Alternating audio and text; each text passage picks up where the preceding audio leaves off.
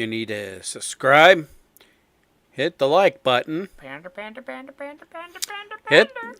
hit that bell notification so you get caught up and stay caught up to Nature's Darkest. This is one of your hosts, Kevin, This is the other one of your hosts, Kain. and welcome to Nature's Darkest. The only paranormal podcast where you can hear me smacking the microphone stand with a bowl of ice cream. I'm telling you, it's your one-stop shop. So, for this week's episode, this is week 9. Week 9. 9, buddy. 9. 9. 9. 2 months. Well, a little over 2 months. 2 months and a week. So, this episode, we are going to be talking about... Last episode, we talked about possession. And pickles. And owls. And owls and a whole lot of other stuff. But this week, we have something a bit more fun to talk about. Something juicier. A juicier, meatier cut of the steak. Something with a nice fat content. Good marbling. Nice, an inch thick. Heavily marinated, covered in juicy spices. Ooh. Sizzling. You're making me hungry. I am hungry. Hence the reason why you're eating ice cream. You offered the ice cream, sir. This week we're talking about a really fun one. Zombies. So this could be the most popular topic yet. You never know. So, zombies. What about zombies are we talking about? Well, Everything? Yeah, I mean, we might as well. I mean, let's think about... Okay. So the history of the zombie.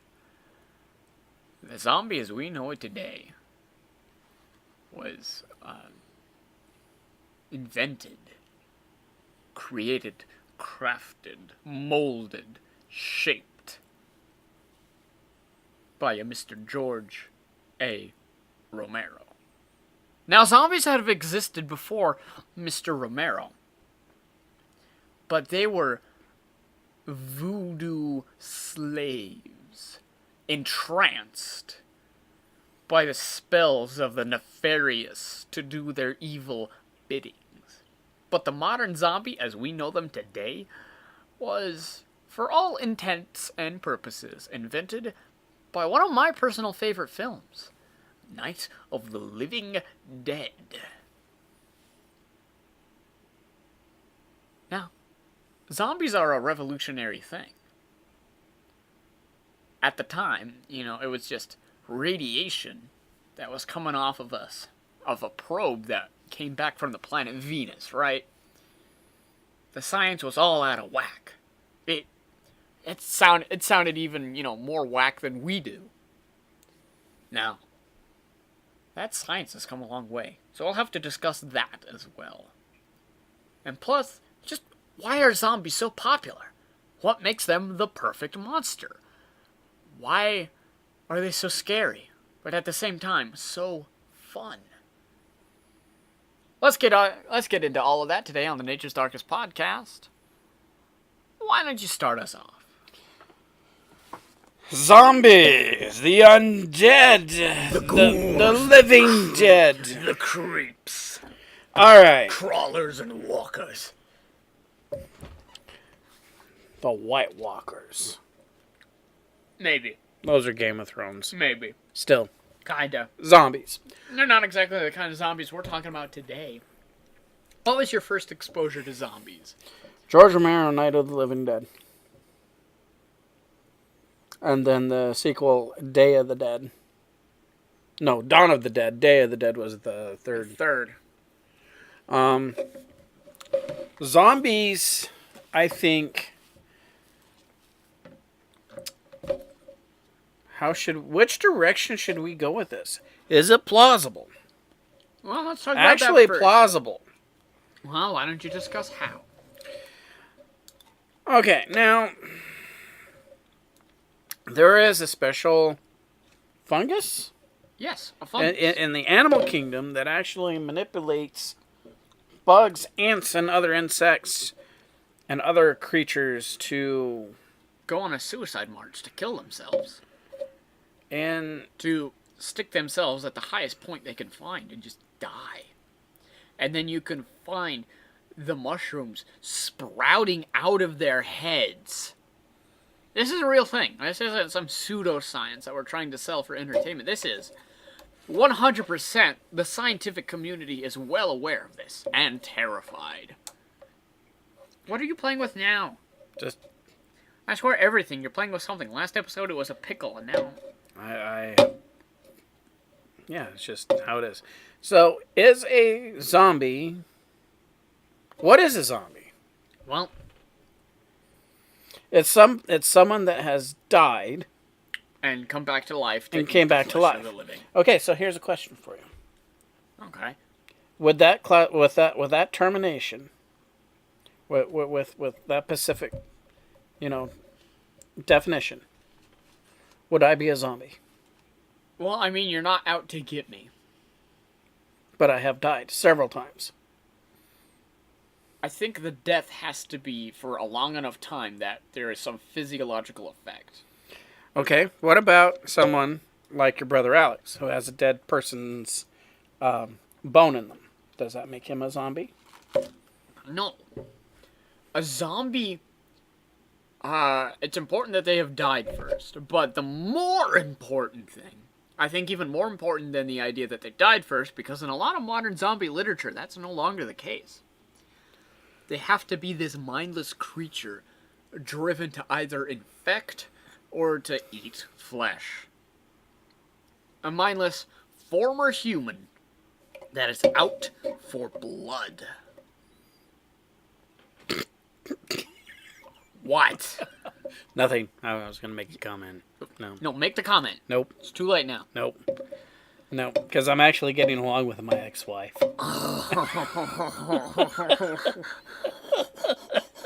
That's brutal. That Anyhow. that is brutal. Hey, I said I was getting along with her, all right? Oh.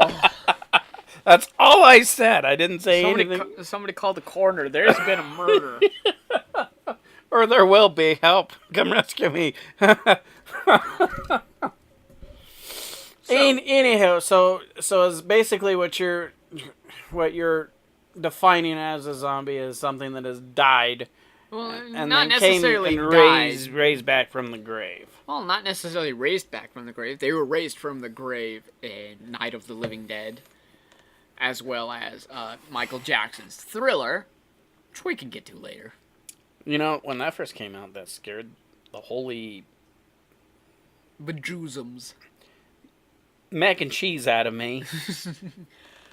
Okay, for what year was it? 1986? No, it was early in that. It was like 83, 84. Okay, it was early to mid 80s. I mean, those effects were so terrifying and realistic for a music video. MJ knew what he was doing, man.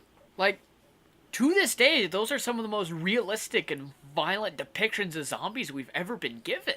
Yes. Like, imagine if the makeup team behind the Thriller music video went on to have that same kind of prolific portfolio, but in a full film. It would genuinely be terrifying. And that's probably where we should start our discussion on why zombies are so terrifying. They look vaguely human, but not quite. People are scared of dead bodies. Let's get that straight. People do not like looking at it. There is something in the back of your brain that trips and stop hitting the microphone. Sorry, I'm getting comfy. But that's just dealing with death in general. Is like Your brain looks at a dead body and goes, okay, all right. How many sticks does it take to explode that? No. Not at all. What I meant to say, before your sick, perverted mind came up, like, oh, let's poke it with a stick. How's that perverted? It means twisted. slandered. Okay. All right. So, anyways, zombies. There's this thing in the back of your mind that says, all right, this thing is dead. This thing is dead for a reason. I should probably watch out for why this thing is dead. You know, that's the survival instinct. That's how we carry on our genes, folks. Even back in the Middle Ages. I mean, if you believe the Earth is only 6,000 years old, which a lot of people still do. Oh, you're just giving that uncomfortable yawn. The science has come out! But even back in the Middle Ages and beforehand, there was a lot of death. To ensure that your genes survived, you needed to know how to avoid death. And recognizing a dead body and being uncomfortable around it was a good way to accomplish that. So, you find this dead body, alright? And you're kind of put off by it. But then the thing starts moving. Your brain goes, okay, this thing is dead. This thing is supposed to be dead. I should watch out for the reason that it's dead. I should watch out for what killed it. But your brain also expects it to just stay there and be dead. It does not expect it to move. So now, you got kind of this double punch of evolutionary backlog. And that doesn't even cover the uncanny valley. Are you familiar with this? No, go ahead. Educate me, Mr. Kain. So, your brain is really good at detecting other people. We're a social creature, right? To some degree, yes. So your brain is really good at deciding what's human and what's not a human. Because the interactions it has with humans is pretty much exclusive to the interactions it would have with any other creature or object, right? Yes. So your brain, our brains like to categorize too, right? This thing is either human or it's not a human. But there's this weird space called the uncanny valley where our brain isn't sure which category to put the object in particular that we're looking at in. It does not know whether to put it in the human box or the not human box. And this elicits a fear response, just because that's natural psychology. That's just, again, evolutionary backlog. That's just what happened. This is called the uncanny valley. This is why a lot of people are scared of clowns or robots. It's because something looks vaguely human, but it's not human enough. And so our brain just, it doesn't like it. It doesn't want to be around it. It doesn't want to have anything to do with it. It wants out of there. As to why humans possess this trait, I don't know. Maybe it's just we got something nice out of evolution and that just came with a package. So you got all these aspects. So zombies are naturally terrifying to look at, especially if they're realistic. If they're hokey and corny, not so much. Are you going to say anything this episode? Yeah, I'm just waiting for you to wrap this up. Well, I mean, I'm just going to keep going until you add something. Okay, so anyways, what you're saying is basically... I even forgot where we're going with this. Your brain doesn't like to look at zombies. Obviously. But realistically, I've seen a body decompose. I know that there's multiple factors, okay? There is a bacteria that gets activated that lies in your skin. Once you start decomposing, your parts of your skin will turn to a blue, purple, to a green, yellowish, to a black color. When it turns black, it's known as black flesh. Now, the bacteria in this thing is deadly. Okay? This is one of the major dangers of relocating a body or repositioning a body. That could be another thing, why humans are evolutionary not prone to looking at dead bodies. But this black flesh is a bacteria. Now, if you have a cut on you, or if you have any type of wound and that black flesh comes in contact with it, you have 24 hours to live. That's it. Really? Bam. So if, let's say, zombies were actually real, they would have such a ravenous, poisonous bite that even if if it's even plausible for them to bite hard enough to go through skin, if even a slight scratch would cause this Black Death. And isn't like most modern terminations on how a zombie bites, it has a virus or bacteria or venom or something of that. Definitely venom. That's the way to go. Now, I think as a culture, the zombies show, they are absolutely terrifying. I mean, yeah, from a cultural standpoint too. Think about this. Like I said, humans are social creatures. Now, imagine one day you woke up and your entire family is trying to kill you. They will not speak to you. They will not listen to you. Excuse me. They're just out for blood, right? Now, your brain recognizes, at least somewhat, that zombies look kind of humanish. That uncanny valley discussion we were having earlier. Mm-hmm. So now, it detects that this kind of human is coming after you, and it doesn't like this. And there's a lot of them. It's another scary situation to be in. It plays on our social fears. Well, that it does. I mean, the idea of a horde of human-ish things literally trips every trigger in our brain. Well, you can actually look at it this way, too. Just a single guy in Florida tripping on bath salts decides I'm going to munch on a guy's face. That was enough to cause mass hysteria about the zombie apocalypse.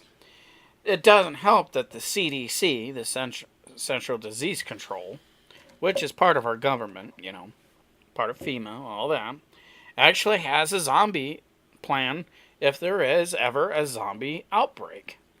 So does the Pentagon. But you know what's interesting? The Pentagon has a plan for almost anything.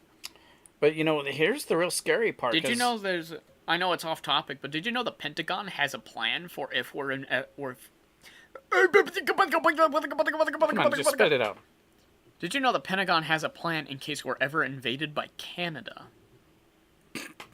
Yeah. And it also has a plan in case we ever feel the need.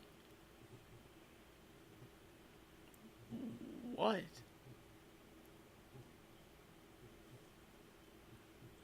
What?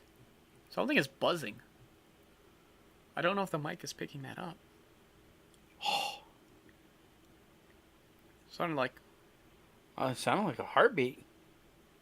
It was a little arrhythmic. That was definitely very strange. It sounded like something was vibrating, like the wall. We're hearing spooky sounds, folks. It's about 1:20 in the morning. We've had a long day, and now we're hearing these strange sounds. I feel like something is about to jump out at us.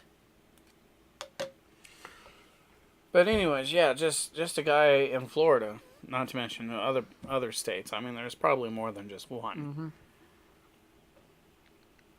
Just having one guy on bath salts is scared enough people that...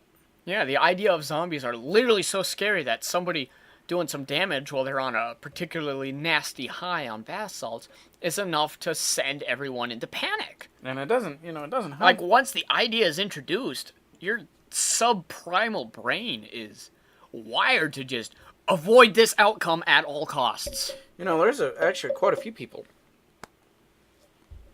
that actually have a contingency plan for their families if zombies... Right, doomsday preppers. There's people out there that really believe that this is going to happen.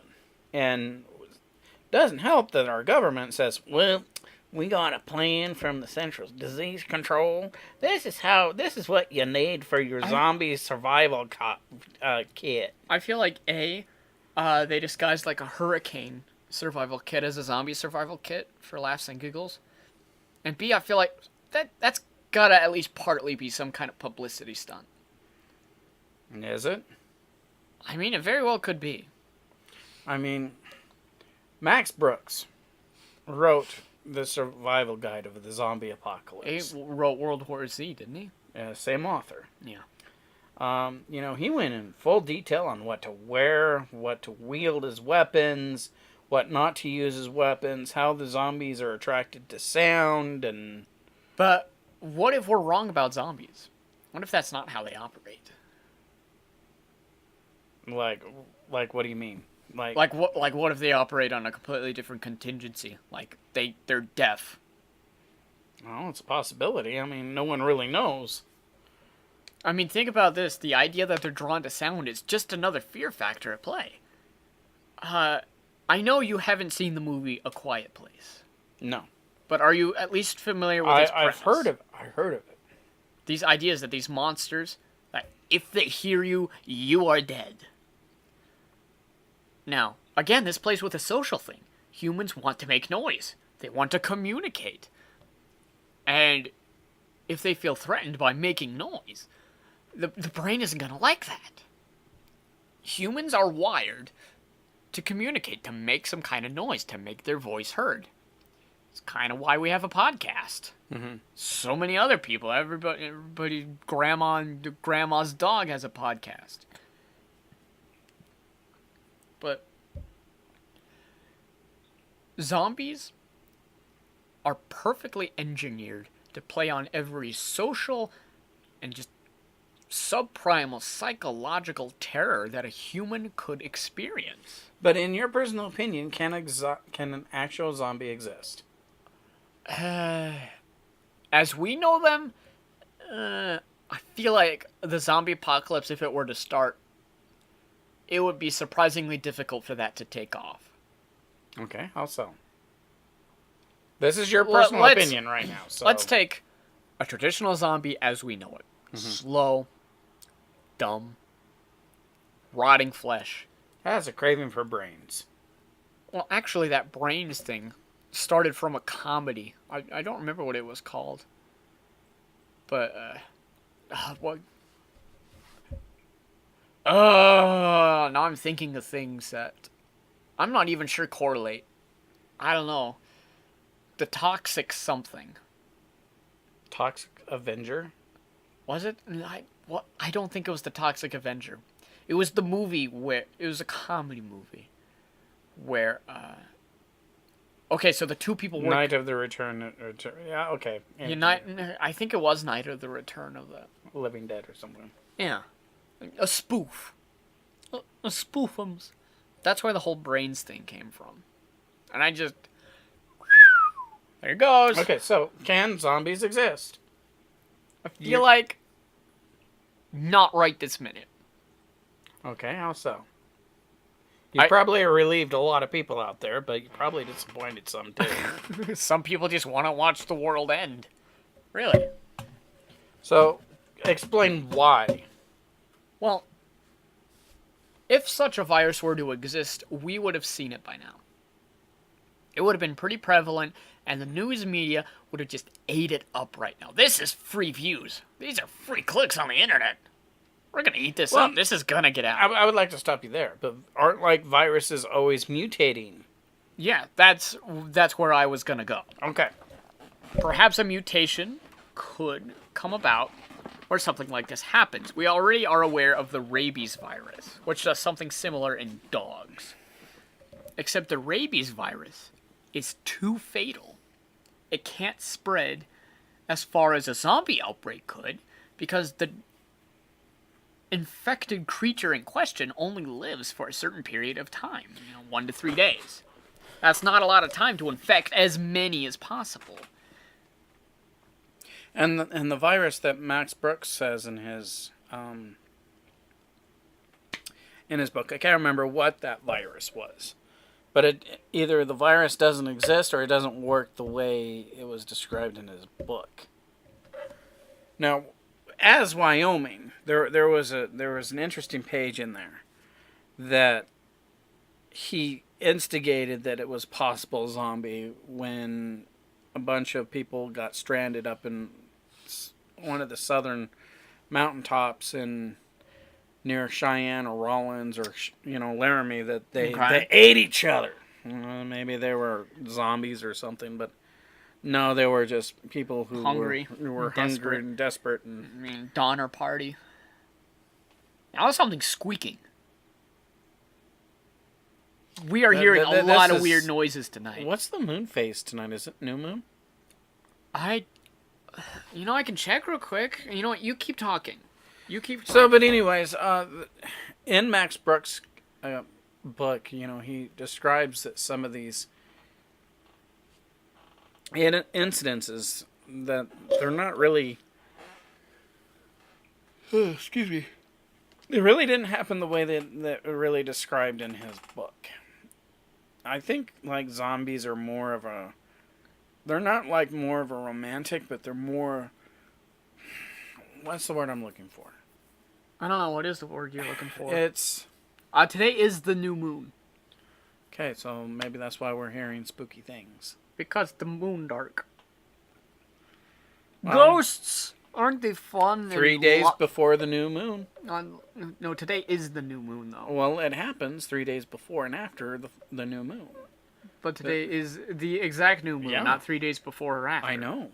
We're at the peak of the cycle. Man, aren't ghosts just logical and make a lot of sense and just, fall into every Well, the moon place predetermined piece of science we've established? We're getting off topic, like the pickles, like last Pickles. week.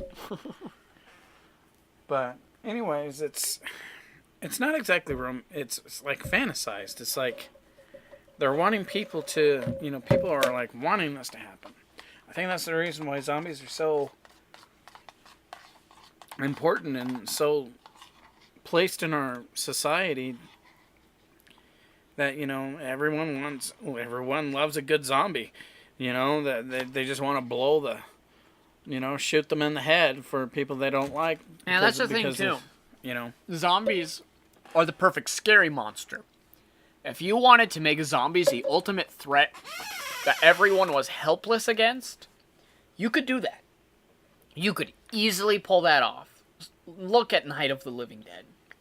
But at the same time, they're slow, they're dumb, they're not humans anymore, you're not going to save them. So if you want, you can also make them cannon fodder. You can make a nice action sequence out of them. They are both scary and fun to kill. I'm no longer human. Yeah, yes, I said that. Yeah. So, it's a perfect adrenaline mixture. People enjoy zombie literature so much because it's just exciting, it's scary, but enticing. It plays with every primal human desire. But, I think... You think. We all think sometimes. There- It's okay to think. Sometimes you can think some really nasty things, but that's okay, children.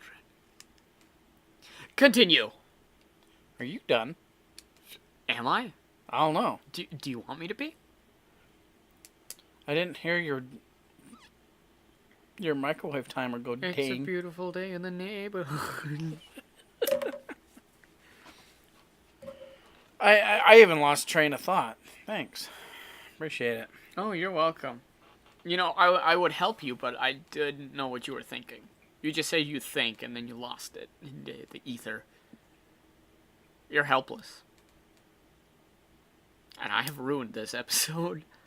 Yeah, good job. I hope you're happy with yourself. Oh, I am definitely happy with myself. Did I mention how good this ice cream tastes? Really salty.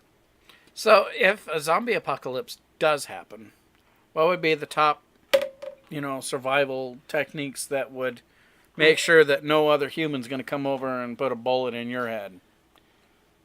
See, that's going to be the problem. When the news of zombie outbreak reaches out, people are going to say, okay, outbreak? Apocalypse. Apocalypse means I'm going to die. I got nothing to lose. Other people are going to be your biggest threat. The zombies themselves, let's say it's a disease similar to rabies. It flares up, it lasts a few days, people just get infected, they die quickly, and they move on. The zombie apocalypse would not last that long. My suggestion would be just stay indoors, Don't give them a reason to show up at your doorstep. What about other people? I mean, there's going to be looting, there's going to be chaos, there's going to be... I mean, they're gonna loot stores, malls, shopping centers, Walmart. Are they really gonna be going door to door looting? At some point in time, they will. Oh, when the main food runs out, but I feel like that's not gonna happen if the zombie apocalypse only lasts 1 to 3 days. So what makes you think the zombie apocalypse is going to be short-lived? Well, mostly because, okay, let's say I started walking at you at 2 miles an hour. I'm drooling all the floor. I'm going, "Urgh." Sounds like you just woke up. Yeah, pretty much. Am I gonna be able to put up a good fight? Or would you be able to just kind of like nudge me out of the way? All right, well, considering other scientific, information that I know about dead bodies, rigor mortis and all that. Okay, so a fresh corpse will not be able to move after 3 to 6 hours. Mm-hmm. Okay? Right. The muscles and everything else would be stiffened up to the point where a zombie won't be able to move. So they've got a very short infection window in which they can walk 2 miles an hour. So you're not gonna see them like run like they do in the movies. After when the decomposition starts kicking in a little bit, then they're gonna get a little bit more freedom back, but not. But their a lot. muscles are going to be severely deteriorated by that point. They're going to be weak, feeble, and easy to push around. Have you tried to walk with, leg cramps in your calves? It hurts.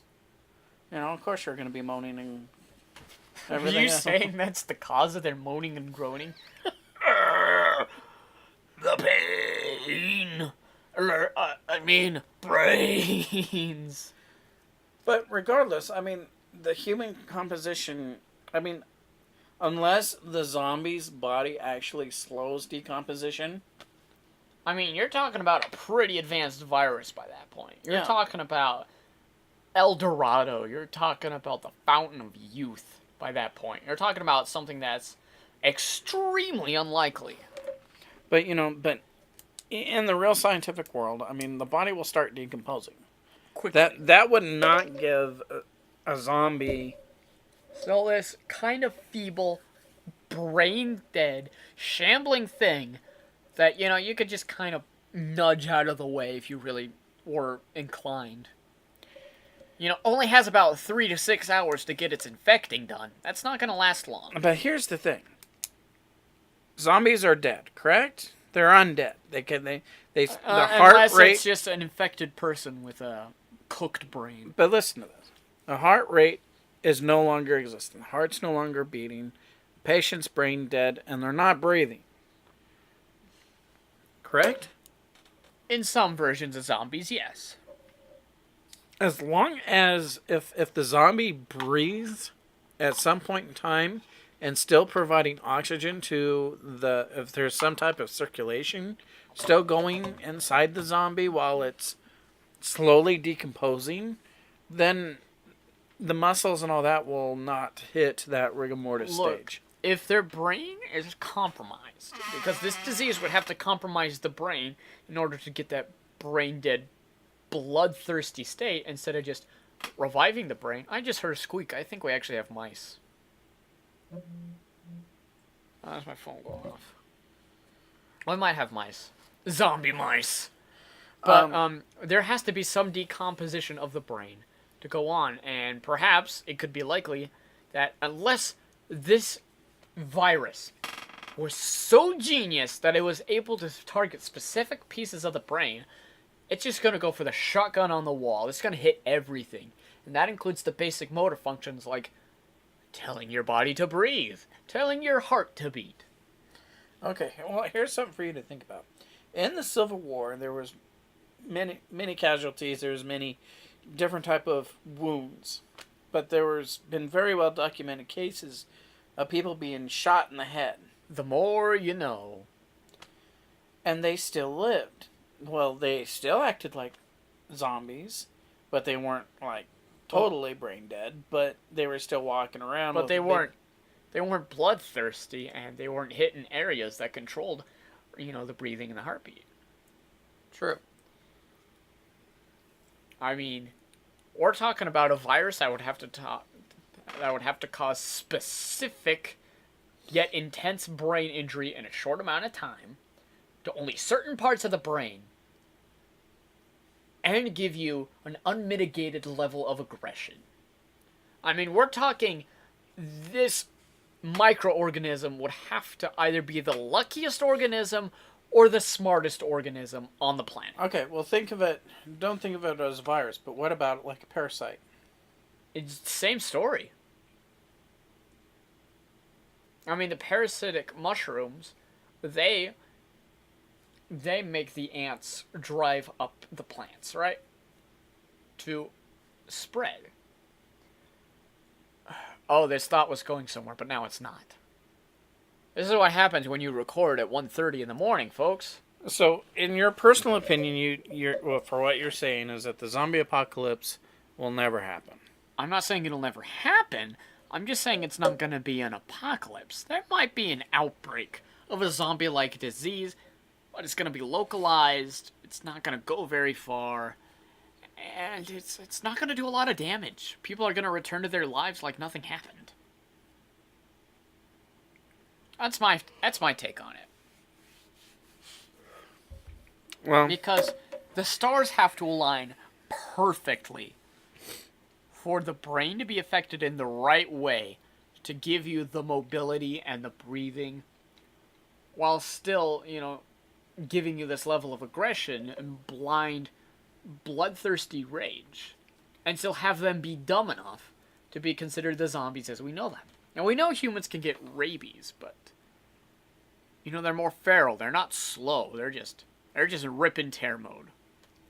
A zombie apocalypse like that could happen, but rabies is a very quickly fatal disease. so out of all of the movies and literature that are out there, what do you think is going to be like close to reality? I could not say. I think for what you're telling me, it would be 28 days. Maybe, kind of. Because that was more of a mutation of the rabies virus, and Yeah. but anyone who knows about if the human gets rabies, it's fatal. Yeah, 24 hours to live. It's preventable. It's preventable. I mean, you can get vaccinations and stuff like that, but if you do not get anything, it is fatal. Right. But after when you're brain dead, that's it. Game over. You're done. You're done. So perhaps it could be like a rabies mutation like this, right? But like I said, the rabies virus kills very quickly because it degrades the parts of the brain that control the non-motor functions, the breathing and the heartbeat. The organs doing their thing. And then, when rabies takes out these parts of the brain, there's nothing to tell the lungs to breathe. And you die. You just die. Now, there's no way, at least I think, for an organism to leave those parts of the brain alone, but kill off the parts of the brain that give it reason and, sensibilities. Now, in the case of the fungus with the ants, it controls their motor movement to drive them up a tree, right? But ants, in terms of brain structure, are much simpler organisms. The human brain is a very complex machine. It's one of the most complex brains in the animal kingdom. It's going to take something with way more oomph to get that done. That's the point I was trying to get at earlier, folks. All right. Well, what about you? Well, I can't. Right now, I think, as of right now, with everything dealing with zombies is science fiction. As of right now. But I do believe that there are people and government agencies that are ready and willing to take the time to make a contingency plan just in case if the zombie poo hits the fan. Now think about this. All these contingency plans. The word contingency plan means we got this plan for this extremely unlikely scenario because it helps us. It's basically like practice planning. It's like, how do we plan for this obviously fictitious event to help us plan for more realistic events of similar nature? Well, Planning for a virus outbreak can help us deal with the outbreaks of more legitimate and real diseases. Like Ebola. H1N1, bird flu, the Black Plague. Having a contingency plan for these culture-wiping diseases can, I feel it's self-explanatory. It saves a lot of lives. But, if the government took the time to make sure that there is a plan just in case, if there is a zombie outbreak, I think people in general should have a plan just in case. Yeah, just in case. It's like having a condom and a gun. You put the condom on the gun. No. You shoot the condom. No. You If the situation arises... You put the condom on the bullet and shoot it out of the gun. No. If the situation arises that if you have the condom and gun, you'd be grateful that you did. But if you don't take the preparation to have the condom and the gun and the situation arises... One's perfectly applicable during sex and the other is the condom. What? Do I have to explain this to you? So you just literally said. Okay, it's like 2 o'clock, almost 2 o'clock in the morning, so I'll forgive you this time. It's called a joke. It's a particularly dark joke. Well, you don't need a condom if you're shooting blanks, Dad.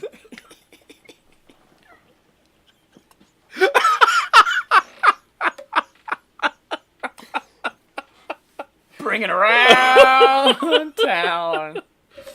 All right, well... we're going to regret this tomorrow. Oh, goodness gracious. All right, ladies and gentlemen, this precedes our 9th episode of Nature's Darkest. Zombies. Spooky zombies. Like we said in the beginning, if you haven't done so, if you like this type of content and you want more of this, then let us know. Mash that like, send us a comment. Ask questions, send suggestions, call us a bunch of idiots. It doesn't matter. You just wait until Kain turns 21 and we'll start hitting the alcohol. Woo! We could get him drunk right now. No, you are underage. I said you. Well, that is for another night. Oh, it's getting late at night and we're staying sober. Ladies and gentlemen, this has been the Nature's Darkest podcast. I'm Kain Benage. And I am Kevin. Just Kevin. Good evening. Or good night. Or good morning, whichever the case may be. And by the way, ladies and gentlemen, I want to thank you. My own special way. I want to thank you for you stayed a while and listened. Get off me, you... Get off me, Trebek. Alright, you can stop the episode now. Good night. He sounds like my ex-wife.